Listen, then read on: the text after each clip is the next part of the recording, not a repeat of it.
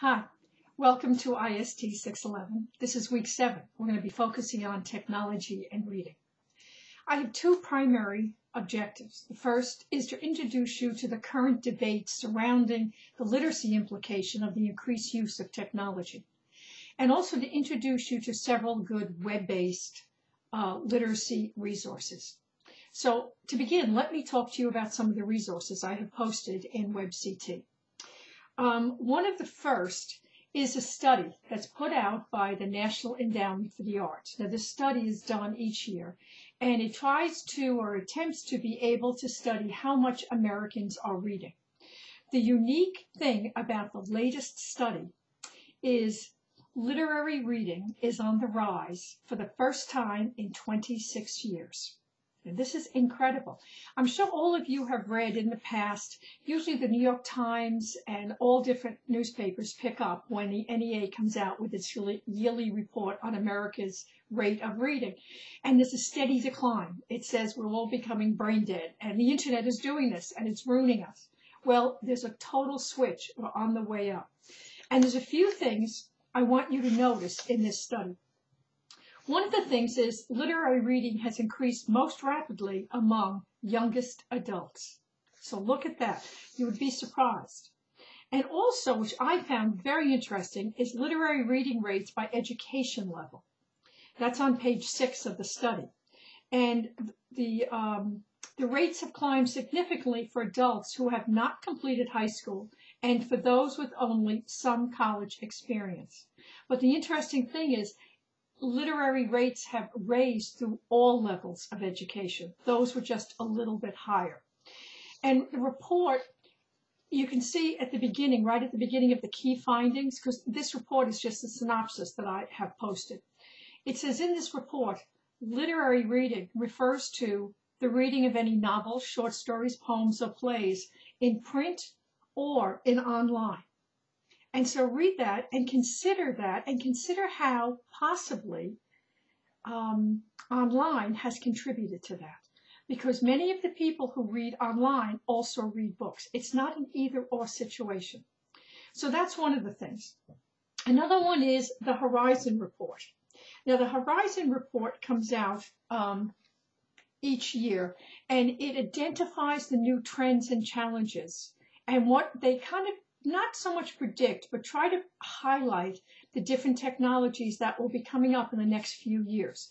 You don't have to read that whole report. It is fairly long. What I want you to read is the section on ebooks, because ebooks are going to have a tremendous impact on school libraries. They already have.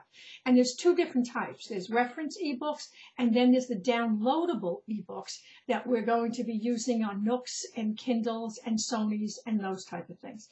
So I'd like you to read that. It's in the latest one, the 2011 Horizon Report trend.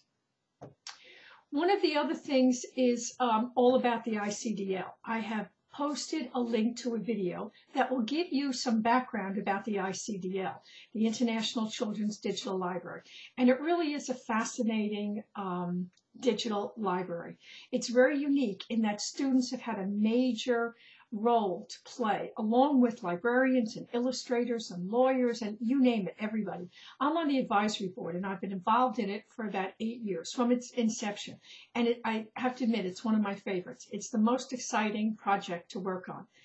Everything about it is kind of out of the box and thinking. And you'll have to go in and play with it. And when you do a search. And it's really wonderful because you can search on the color of a book. If you want to find a blue book in Farsi language that is short, you can actually search on the length of a book, short, medium, and long. And that's because kids are involved. When we were all together, all different people from all different walks of life to do with literature and children, the kids are there. And there's authors and illustrators and public librarians and school librarians and lawyers and computer programmers. And the kids said, when we're going to search for books, we want to search on the color of a book. Well, I immediately related to that. I was an elementary librarian, and I would always have students coming in. Mrs. Berg, you know that blue book on trucks? And amazingly enough, I would know it because I'm very visual. So I said, yeah, if you like the blue book, wait till you see the green book on trucks. And so that's one of the things. So go in and really explore the ICDL. It's tremendous, has tremendous depth to it. It's not just for reading books, which that's actually its primary purpose, but it's also for scholars. It has the White Ravens list. It has many international children's books that have all been digitized. So if you're doing your doctorate or you're doing some special research on children's literature, in the past you would have to get in a plane and fly to Germany or fly to Uruguay or wherever the special collections were. Now they're all being digitized. And so we all have access to these unique books. So also one of the assignments is for you to go in and explore, look over all of the books, read some of the books, and read them in the different formats.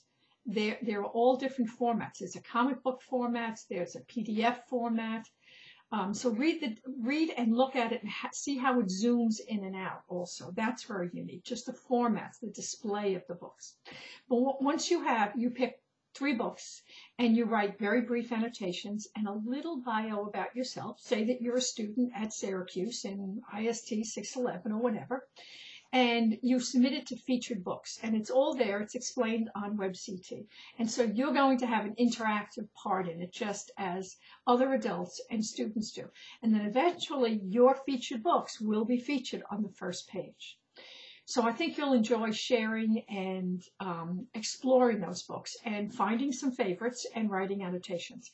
And you'll submit it to ICDL, and then you'll also submit it to a forum so we can look and read what each other have submitted. So that's about ICDL. Now this week, another assignment is to do the 3rd assignment. It's assignment 1, the 3rd task.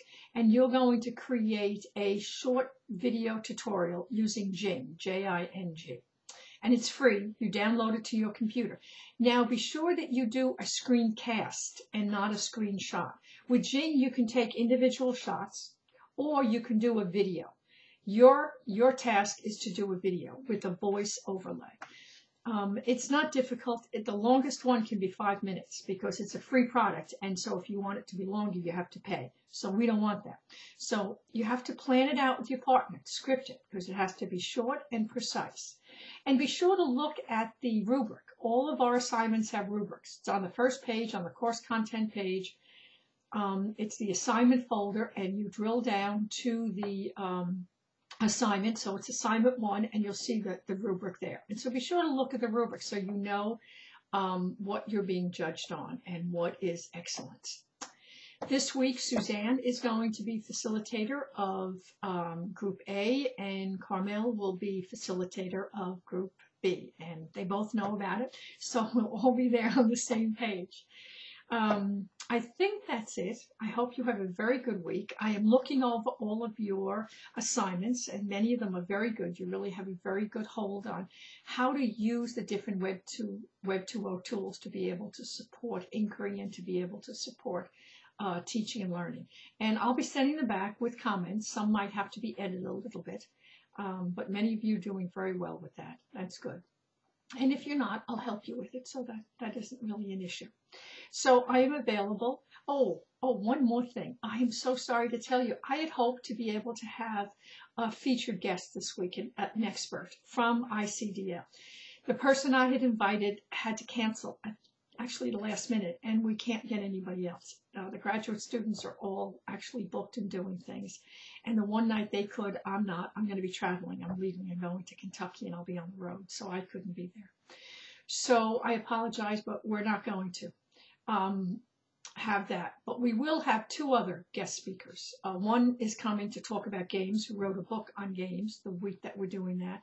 And another one I am trying to get, I'm still kind of emailing back and forth, is a director of a school district outside of Dallas in Texas, who has very wide open filters, does not heavily filter all of their Web 2.0 tools. And they receive quite a bit of criticism from their colleagues in Texas and around the country, thinking that they're too loose. And they're not. They're not at all. They're really creating some wonderful communication. Students are creating and publishing and sharing, and they're taking responsibility for their actions. So I'm trying to align that person too, because I think you'll find it very interesting. It's not the norm within our country and within education.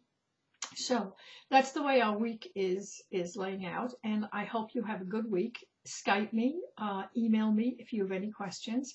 I'll be reading the forums and sending in information to you as I see different things. I posted one this week. There was a new report out, so I posted it. As I find new reports, I will post them so you're aware of them and you know what's going on in the library and the technology world. So I hope you have a good week. Bye.